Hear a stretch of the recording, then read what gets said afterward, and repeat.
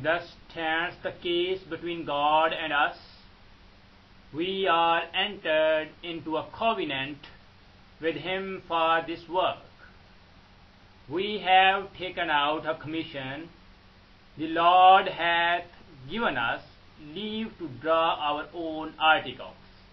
We have professed to enterprise these and those ends.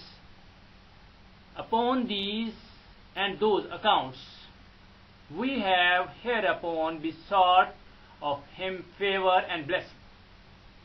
Now if the Lord shall please to hear us, and bring us in peace to the place we desire, then hath He ratified this covenant and sealed our commission, and will expect a strict performance of the articles contained in it. But if we shall neglect the observation of these articles, which are the ends we have propounded, and dissembling with our God, shall fall to embrace this present world and prosecute our carnal intentions, seeking great things for ourselves and our posterity, the Lord will surely break out in wrath against us. Be revenged of such a sinful people, and make us know the price of the break of such a covenant. Now the only way to avoid this shipwreck and to provide for our posterity is to follow the counsel of God, to do justly, to love mercy, to walk humbly with our God. For this end, we must be knit together in this work as one man. We must entertain each other in brotherly affection. We must be willing to abridge ourselves of our superfluities for the supply of others' necessities. We must uphold a familiar commerce together in all meekness, gentleness, patience, and liberality. We must delight each other, make others' condition our own, rejoice together, mourn together, labor and suffer together, always having before our eyes our commission and community in the work as members of the same body. So shall we keep the unity of the Spirit in the bond of peace.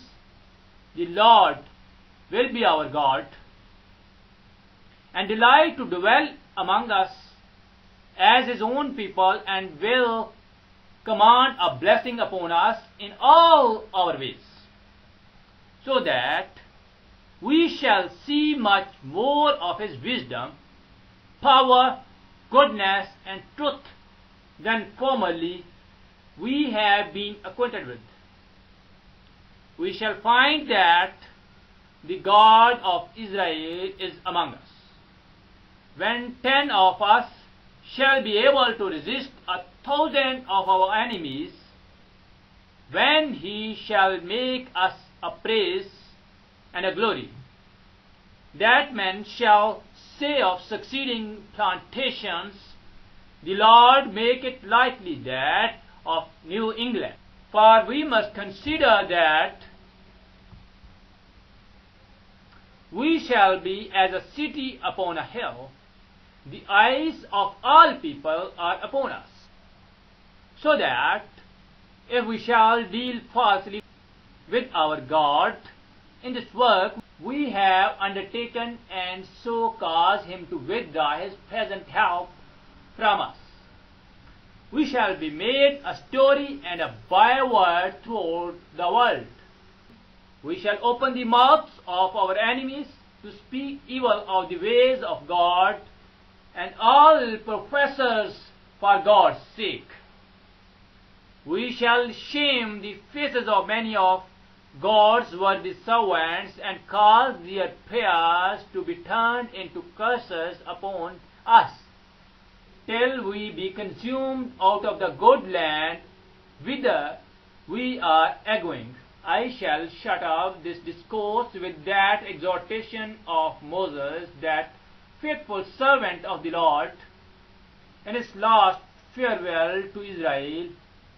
Deuteronomy 30. Beloved, there is now set before us life and good, death and evil. In that way we are commanded this day to love the Lord our God, and to love one another, to walk in his ways, and to keep his commandments and his ordinances and his laws, and the articles of our covenant with him, that we may live and be multiplied, and that the Lord our God may bless us in the land whither we go to possess it. But if our heart shall turn away, so that we will not obey, but shall be seduced, and worship and serve other gods, or prayer and prophets, and serve them, it is propounded unto us this day, we shall surely perish out of the good land whither we pass over this vast sea to possess it. Therefore, let us choose life, that we and our seed may live by obeying his voice and cleaving to him, for he is our life and our prosperity.